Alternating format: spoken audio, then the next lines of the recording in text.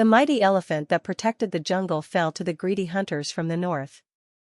Subscribe for more amazing videos. Go to the comment section and tell me a story you will want to hear. Chapter 1. Before the first trees grew heavy with fruit, before the rivers carved their silver veins into the land, and long before the great cats claimed their thrones of thorn and stone, there was Imbo. He didn't arrive.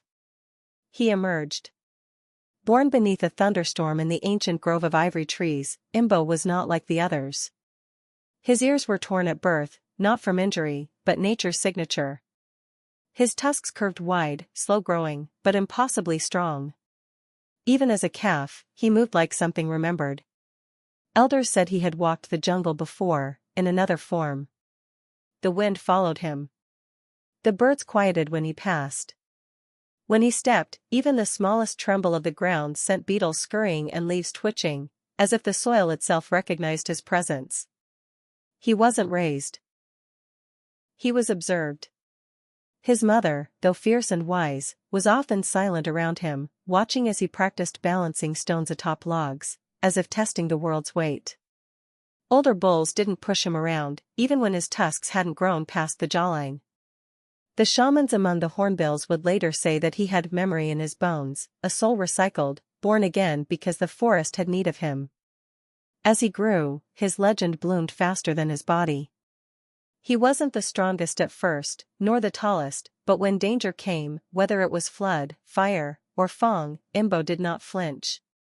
When the flash floods drowned the lower plains, he was the one who carved paths in the mud, his body a living dam, letting the mothers lead their calves to higher ground.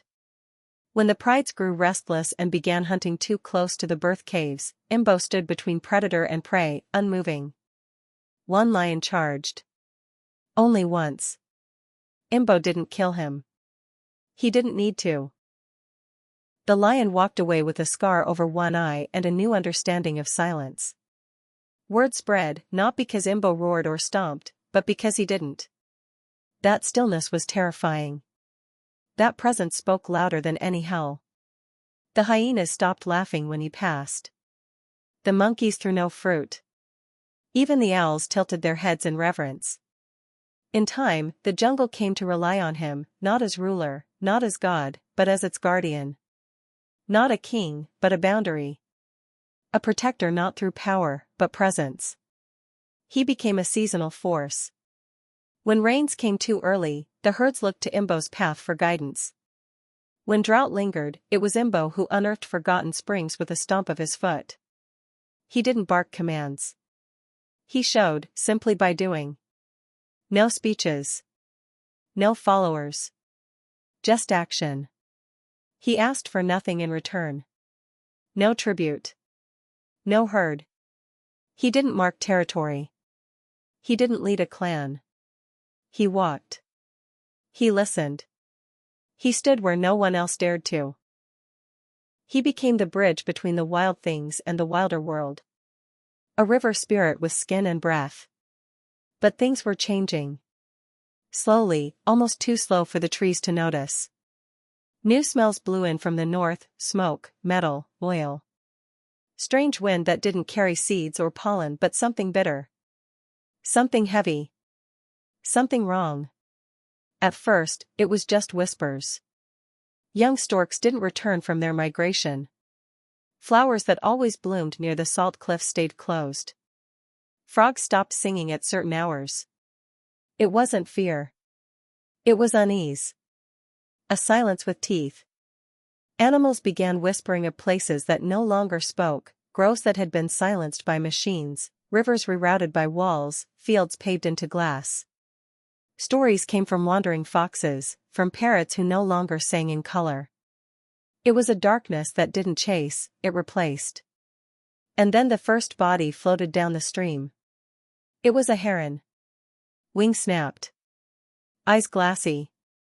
Shot. No predator claimed it. No scavenger touched it. It smelled wrong. Unnatural. The monkeys screamed warnings from the canopy, passing the news from branch to branch. Something was coming. Something that didn't belong. Something that killed without hunger. And far off, near the salt rocks of the northern cliffs, the humans gathered. They weren't the wandering kind, those were known. Imbo had seen them before, carrying water, singing softly, walking around sacred roots. Those humans had rhythm, patience. They wore the jungle like borrowed clothing. These were different. They wore silence like armor. They rode growling beasts made of steel and smoke. They carried sticks that breathed fire and thunder. They didn't bow to the land, they cut it. Cleared it. Claimed it. And now, they had heard of him. The stories had traveled faster than the rivers. Told in taverns, repeated in maps sold to those who paid in blood. A tusker unlike any seen in generations. A giant. A relic. An opportunity. They didn't see a guardian. They saw ivory. So they packed. Polished their weapons. Tracked the maps carved by other poachers. Laughed as they bet how many bullets it would take. They brought cameras. Measuring tools. Chains. Tools that smelled of rust and rot. And on the first day of the long dry, they crossed into the jungle. The trees tried to stop them. Roots grew faster that week. The wind tangled their campfires. The animals vanished. Even the sun hid longer. But they came anyway. Imbo knew. He didn't ask how. The jungle told him. In the way the birds circled out of pattern. In the deep silence of the frogs. In the taste of the water, suddenly sharper. In the twitching of vines. He turned. And he walked north. Not to flee. But to meet them. Chapter 2.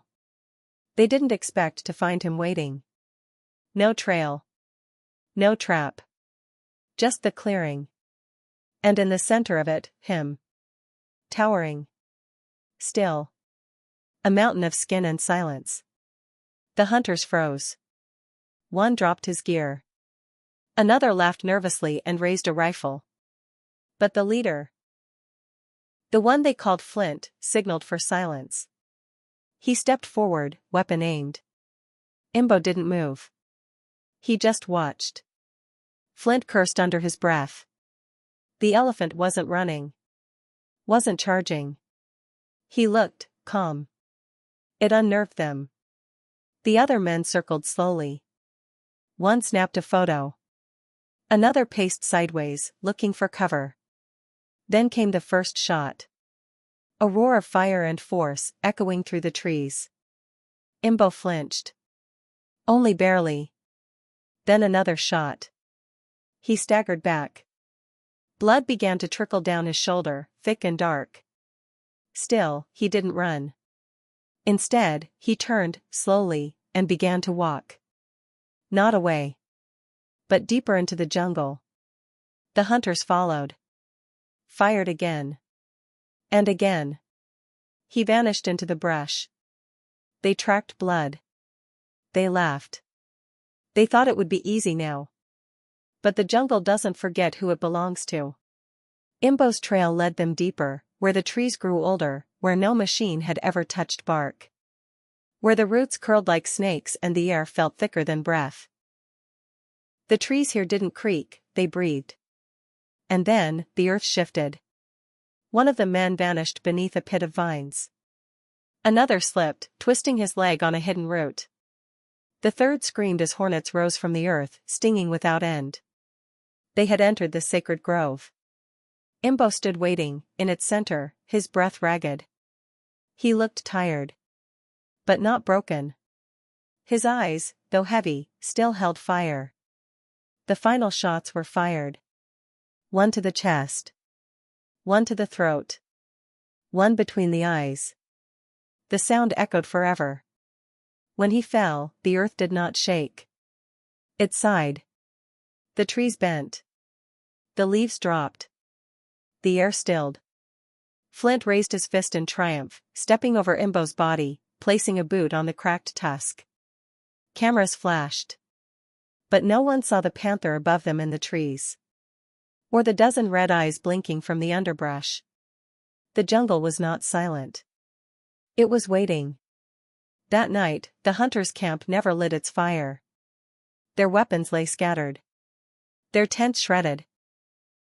Flint was found days later, near the river, speaking nonsense, eyes wide, skin scratched with thorn and fong. He had no tusks. No trophies.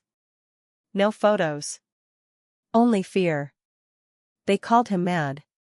But he spoke only of one thing. He walked again. I swear it. He walked. And somewhere, deep in the heart of the jungle, the wind moves differently now. The trees still bend when something massive passes. And the water swirls as though pulled by unseen steps. The mighty elephant fell. But something older rose in his place. Not just memory.